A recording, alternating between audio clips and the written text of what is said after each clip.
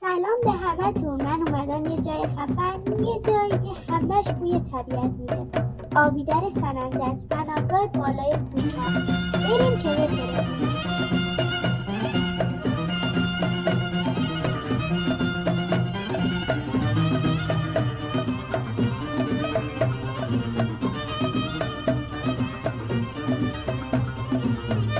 الان تو راهیم، یه مسیر طولانی ولی خوشگل.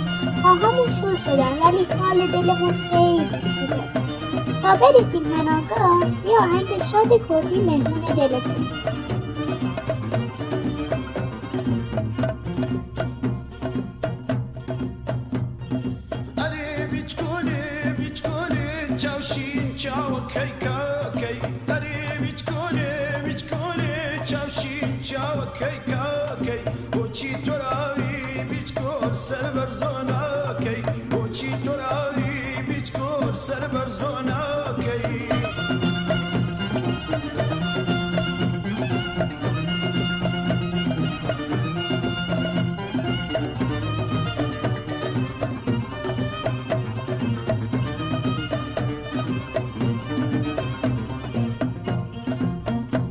بچه ها رسید.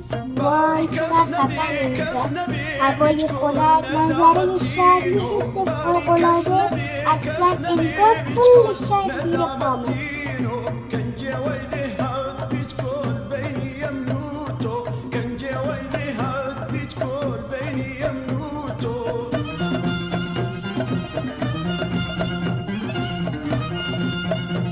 هیچی نمیچسبه به اندازه یه چای داغ وسط این طبیعت.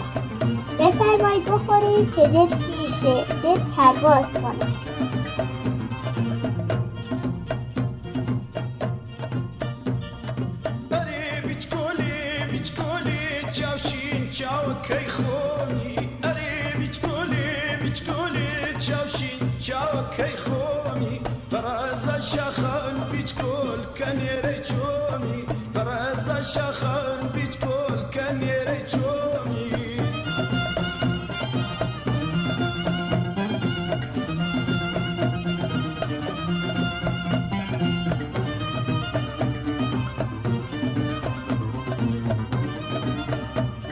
هر بار که میام آبیدر حس میکنم یه تیکه از خودم رو پیدا میکنم. آرامش اینجا با هیچ جای دیگه عوض نمیشه. کردستان یه تیکه از بهشته.